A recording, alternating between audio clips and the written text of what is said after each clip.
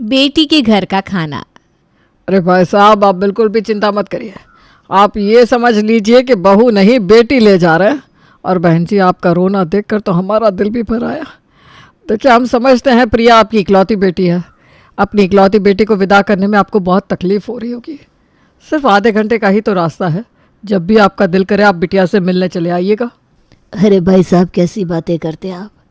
माना कि बिटिया को विदा करने में हमें बड़ी तकलीफ़ हो रही है। अरे भाई, बिटिया कलेजे का टुकड़ा होती है। ऐसे ही अपने कलेजे का टुकड़ा निकाल कर किसी और को तो सौंपा नहीं जाता। लेकिन आपकी इस बात से हम सहमत नहीं हैं कि हम हर चौथे दिन आपके घर आकर बैठ जाएं। अरे भाई, हमारे शास्त्रों में लिखा है कि बेटी के घर का 2 बूंद पानी पीना भी एक बाप के लिए पाप के समान होता है। और हम अपने जीते जी तो इस पाप के भागीदार नहीं बनेंगे। अरे भाई साहब, कौन से ज़माने में जी रहे हैं आप। बिटिया के घर का पानी नहीं पी सकते तो क्या जीवन भर बेटे के घर नहीं आएंगे। आपकी बेटी ससुराल में खुश है या नहीं, ये बात तो तभी पता चलेगी ना जब आप उसके ससुराल जाकर देखेंगे। इसलिए हम आपसे अनुरोध करते हैं कि चाहे आप हमारे घर आकर पानी ना पिए, लेकिन समय समय पर बेटी के घर जाना ज़रूर चाहिए।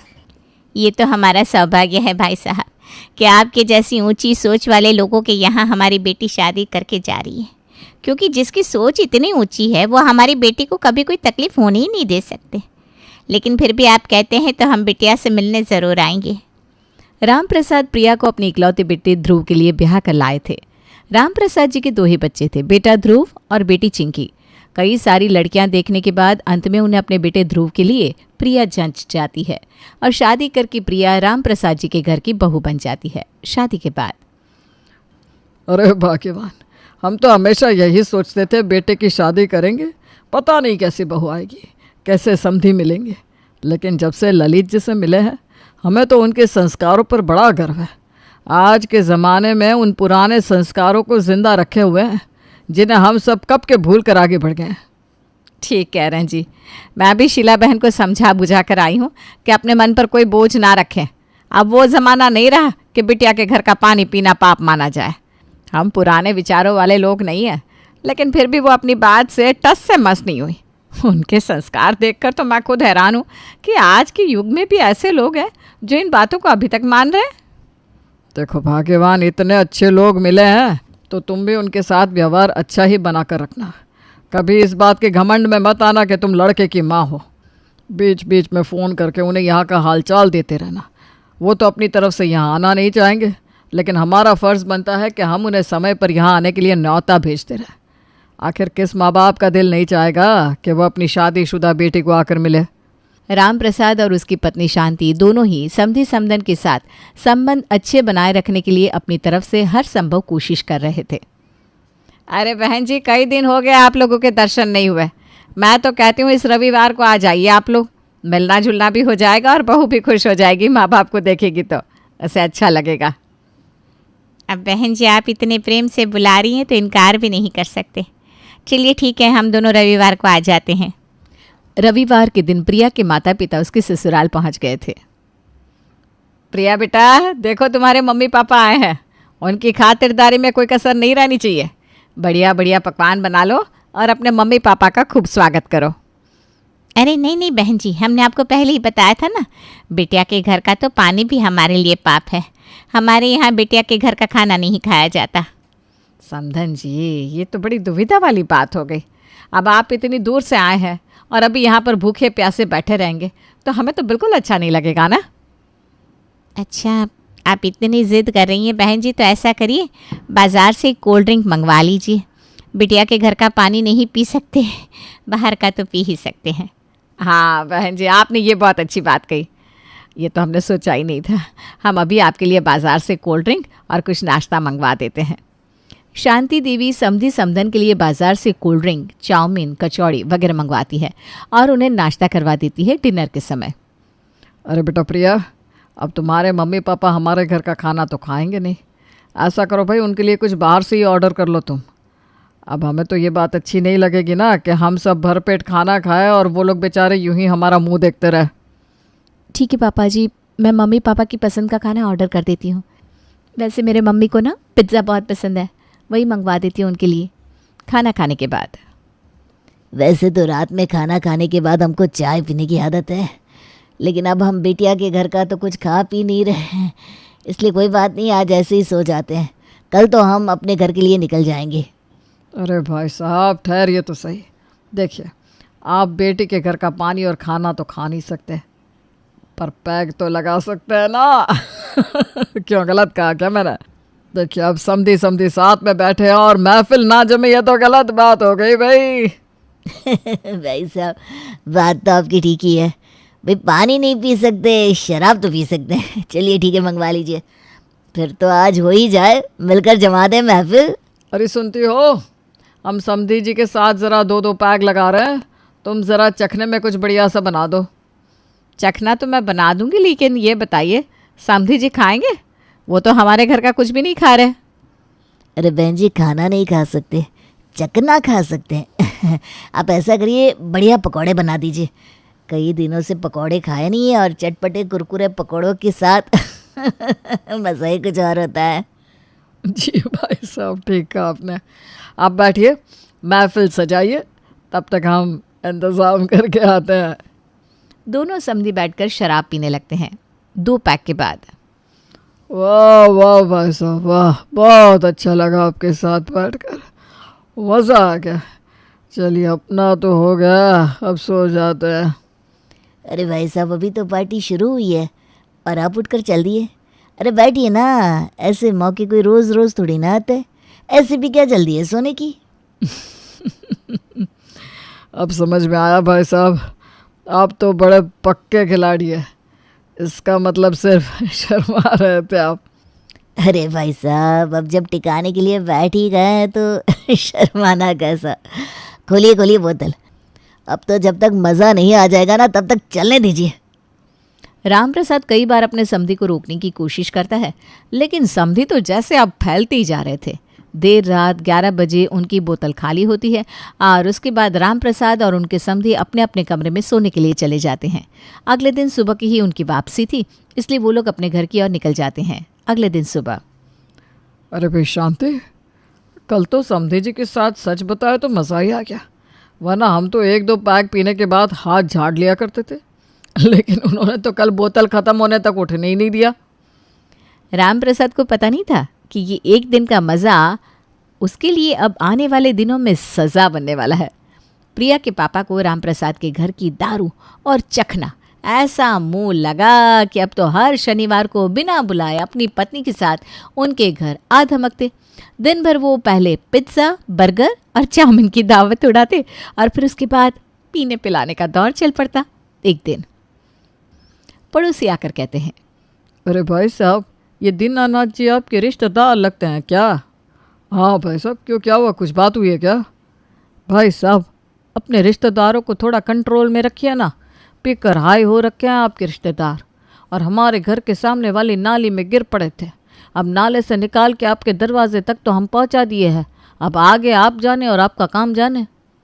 पड़ोसी के जाने के बाद, अरे भाई साहब, तभी तो मैं कहता हूँ ना, इतना नहीं पीना चाहिए।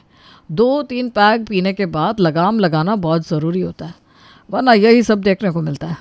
अब देखिए, कॉलोनी में हमारी थोड़ी इज्जत है, आज तो जो हुआ सो हुआ, लेकिन आगे से आप थोड़ा ख्याल रखिए।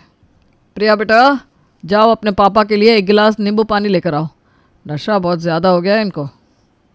नींबू पानी? ना ना ना ना ना, राम राम राम राम, बेटी के घर का पानी, वो भी मैं नहीं नहीं नहीं, भगवान बचाए इस पाप से। हाँ हाँ, मैं जानती हूँ कितने बड़े धर्मात्मा हैं। बेटे के घर का पानी नहीं पी सकते, लेकिन दारू पी सकते हैं। सुनिए जी, अब बहुत हो गया आप लोगों का पीने पिलाने का कार्यक्रम। मैं कहती हूँ बंद करिए ये हर शनिवार को समधी जी को यहाँ बुलाना। अरे भाग्यवान, मैं कौन सा इनको हर शनिवार को यहाँ बुलाता हूँ, या खुद ही चले आते। मुझे इनको बुलाने का कोई शौक़ नहीं है, बल्कि मुझे तो खुद शर्मिंदगी होने लगी है। आज ये पड़ोसियों के यहाँ नाले में गिर पड़े थे। पिछले सप्ताह वर्मा जी शिकायत कर रहे थे कि आपके समधी पीकर हमारे घर में घुस आए और 2 घंटे पका कर गए। अरे भाई, हमें क्या पता था कि ये लोग ऐसे निकलेंगे। शादी के समय तो बड़े धर्मात्मा बने घूम रहे थे दोनों पति पत्नी, बेटे के घर का पानी नहीं पियेंगे, बेटे के घर का खाना नहीं खाएंगे, और अब देखो हर शनिवार को दावत उड़ाने के लिए चले आते हैं दोनों के दोनों। मैं तो कहती हूँ आप इन लोगों को भाव देना बंद करो, वरना गले की हड्डी बन जाएंगे ये लोग। ठीक कहती हो तुम। कुछ दिन बाद, माँ जी वो मेरी मम्मी का फ़ोन आया था, मेरे भैया के लिए लड़की देखने की बात चल रही है, इसलिए मम्मी पापा और भैया सब लोग आज शाम को हमारे यहाँ आ रहे हैं। लड़की को ना हमारे घर का एड्रेस दे दिया है, लड़की वाले यहीं आ जाएंगे और देखने दिखाने का कार्यक्रम भी हो जाएगा। बहू के जाने के बाद, ये लो, इनके भाई की शादी के लिए लड़की भी यहीं से देखी जाएगी। कोई भरोसा नहीं है, महीने भर बाद पता चले कि शादी भी हमारे घर से ही कर रहा है ये लोग। मुझे तो समझ में नहीं आ रहा इन लोगों से अपना पीछा कैसे छुड़ाया जाए। ठीक कह रही हो भाग्यवान। पिछले 8 महीने में जितनी बार समधी जी और समधन जी के लिए हमने बाजार से ये पिज्ज़ा, फ्राइड राइस और मंचूरियन मंगाया है ना, इतना बाहर का खाना तो हमने पिछले 18 सालों में नहीं खाया। अरे भाई, बाहर का खाना कभी कभार महीने 2 महीने में ठीक लगता है। ये लोग तो हर शनिवार इतवार यहाँ आकर पिज्ज़ा और चाउमीन खाते हैं। पैसों की तो बर्बादी हो ही रही है, ऊपर से हमारी प्राइवेसी में जो दखल हो रहा है उसकी तो बात ही अलग। अरे बाकी सब तो ठीक है, मैं ये कह रही हूँ कि आपने नोटिस किया कुछ? किस बारे में बात कर रही हो भाग्यवान? मैं समझ नहीं पा रहा हूँ। अरे अपनी बेटी चिंकी के बारे में बात कर रही हूँ। आपने देखा कि नहीं, जब भी समधन जी अपने टिंकू को लेकर हमारे घर आती है, चिंकी कुछ ज़्यादा ही उनके आगे पीछे मंडराती रहती है। कहीं कुछ पक तो नहीं रहा है ना इन दोनों के बीच में? अब अगर तुम्हारे मन में डाउट आ ही गया है तो बुलाओ चिंकी को, सच क्या है वो खुद ही बता देगी। चिंकी बेटा, यहाँ देखो, प्रिया के घर वाले यहाँ टिंकू के लिए लड़की देखने के लिए आए थे, लेकिन मैं देख रही हूँ कि उस टिंकू का ध्यान उस लड़की से ज़्यादा तुम्हारे ऊपर था, और तुम भी उस टिंकू के आगे पीछे घूम रही थी। मेरी नज़र धोखा नहीं खा सकती। सच सच बताओ क्या बात है? ठीक है मम्मी, अब जब आप सब कुछ समझ गई हैं तो मैं खुलकर बता देती हूँ। मैं नहीं चाहती हूँ कि उस टिंकू की शादी किसी रीना टीना के साथ हो। मुझे ना टिंकू बहुत अच्छा लगता है और मैं उसी के साथ शादी करना चाहती हूँ।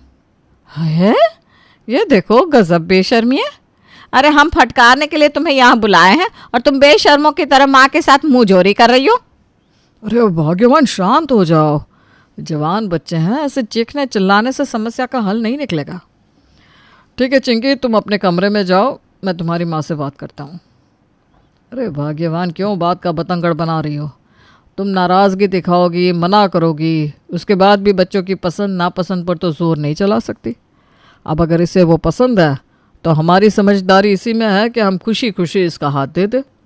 अच्छा, एक बच्चे की शादी उस परिवार में करके तो हम आज तक अपना सर पीट रहे हैं।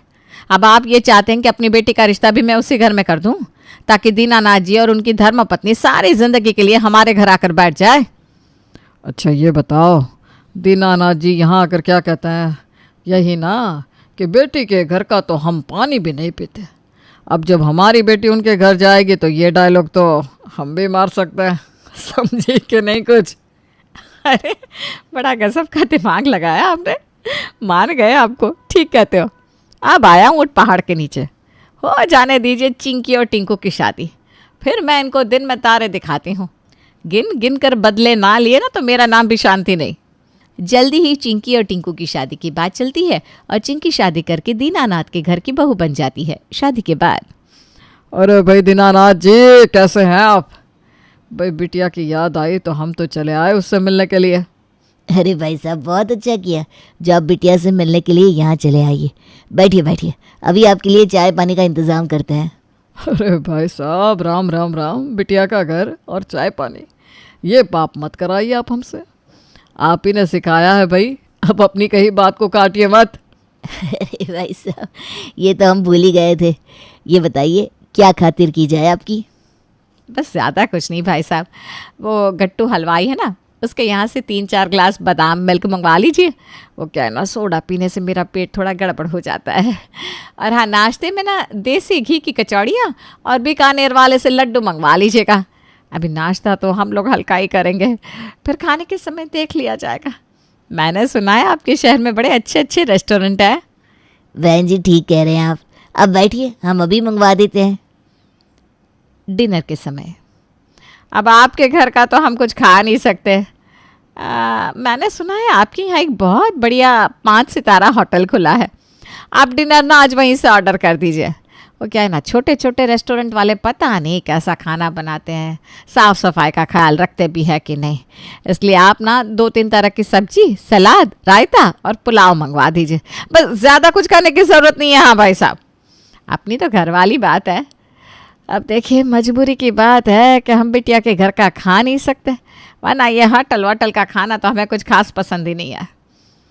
अरे भाई साहब, हमें आए हुए 5-6 घंटे हो गए, आपके चेहरे पर खुशी नहीं दिखाई दे रही। भाई क्या हुआ? आज हमारे पीने पिलाने के कार्यक्रम का हम तो पूरा मूड बना कर आए थे और आप एक पूछ ही नहीं रहे। भाई साहब, आप ही ने कहा ना कि बेटी के घर का कुछ खाएंगे नहीं। अरे भाई साहब, पानी ही तो नहीं पिया जाता, दारू पीने में कोई समस्या नहीं है।